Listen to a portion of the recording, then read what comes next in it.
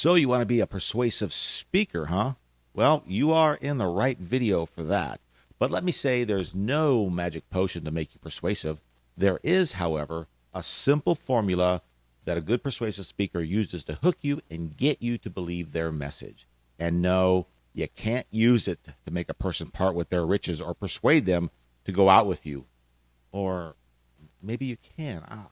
I'm going to have to think about that one.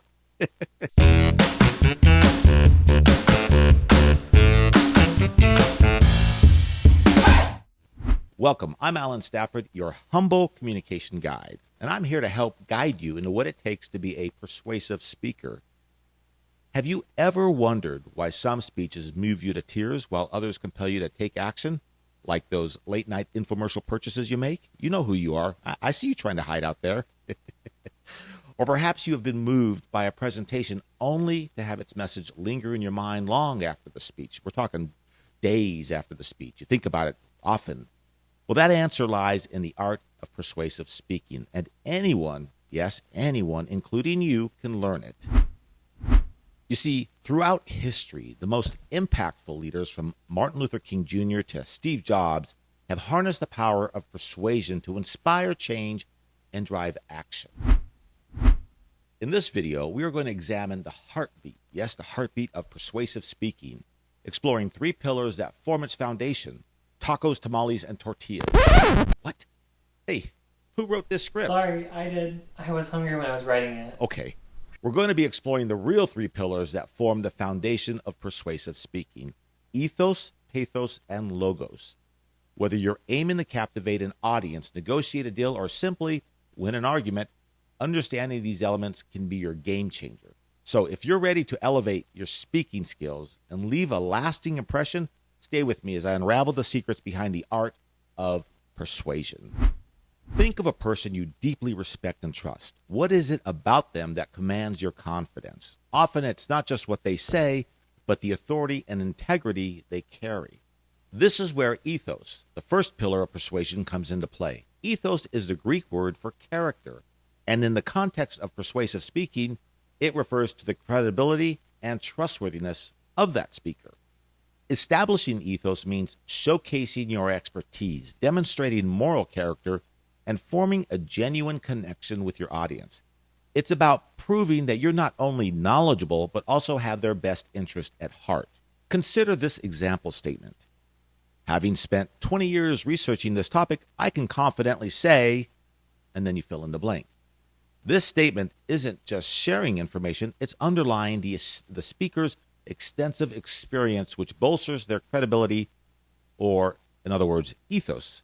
And credibility is further reinforced when you pose a rhetorical question like, wouldn't you trust someone who has dedicated their life to understanding this issue? It prompts the audience to acknowledge the speaker's commitment and expertise. Building ethos isn't an overnight task. It's a commitment to your subject, your audience, and the ethical stance you take in your communication. It's what makes your audience sit up and listen, knowing that your words are backed by a solid foundation of truth and reliability. Now, there are moments in life that touch our hearts, that stir emotions deep within us. It's this emotional connection that makes certain messages unforgettable. This brings us to our second pillar of persuasion, pathos. Derived from the Greek word for experience or suffering, pathos is all about appealing to the emotions of your audience, such as pity, grief, or sympathy. Whether it's through a heartfelt story, a poignant anecdote, or a vivid imagery, evoking emotion can be a powerful tool in persuasive speaking. For instance, let's consider this statement. Imagine a world where every child, regardless of their background, has a warm bed, food to eat, and surrounded by peace and love. The imagery, the hope, the call for equality, it all tugs at our heartstrings. But it's not just about making your audience feel, it's about making them care. And when they care, they're more likely to be persuaded, to act, or to support your cause. And then there's the power of rhetorical questions like, don't we all want a world where our children can thrive without barriers? Such questions make the audience reflect, relate, and resonate with the message. Pathos is about more than just emotion. It's about forming a bond, a connection with your audience. And when that connection is forged, your message becomes all the more impactful. Now, in a world driven by data and facts, a well-reasoned argument can be the most persuasive tool in your arsenal. This is the realm of logos, the third pillar of persuasion. Logos comes from the Greek word for word. Pretty original, huh? But in the context of rhetoric, it refers to logic and reason. It's about structuring your argument in a way that's not just convincing, but also irrefutable. To harness the power of logos, you'll need more than just opinions.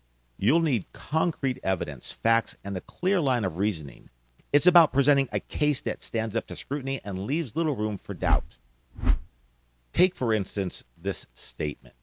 Studies have shown that companies with diverse leadership are 35% more likely to outperform their peers. Here, we're not just making a claim, we're backing it up with solid statistics that underscore the argument. And when you follow up with a rhetorical question, like if the data indicates higher profits with diverse leadership, why wouldn't companies prioritize it? You're inviting your audience to come to the logical conclusion themselves. So logos is about appealing to the intellectual side of your audience. It's about crafting your message in a way that's not just emotionally appealing or credible, but also logically sound. When you combine logos with ethos and pathos, you create a persuasive force that can move mountains. Well, it might not move mountains, but it might move people's emotions and persuade them. Now let's take a moment to reflect on what we've uncovered in this video. We've explored the credibility and trustworthiness of ethos, the emotional connection of pathos, and the logical appeal of logos. Each one plays a pivotal role in not just what we communicate, but how effectively our message is received and embraced by our audience. The power of persuasive speaking lies in its ability to influence opinions, inspire change, and drive action. It's a tool that, when wielded with skill and balance, can open doors in minds. Well, we hope everybody's mind, for that sake. I encourage you, no matter where you are in your communication journey, to practice integrating these elements into your daily interactions. Whether you're giving a presentation, negotiating a deal, or simply sharing a story with friends, remember the impact of ethos, pathos, and logos. Now, I would love to hear from you in the comments below. Share a sentence or a question you've crafted that employs ethos, pathos, or logos, or if you have any general questions about persuasive speaking. Let's learn from each other and grow together. Well, let's not grow together, but grow as a group together. If you found value in this video, please like and share it with others who might benefit. And if you're passionate about mastering the art of communication, don't forget to subscribe to our channel for more insightful content. Together, let's elevate our communication, one word, one sentence, one powerful message at a time. I want to thank you for watching, and remember, your voice has the power to persuade, so use it wisely. Now go out and elevate your voice and ignite your message. Communicate with confidence.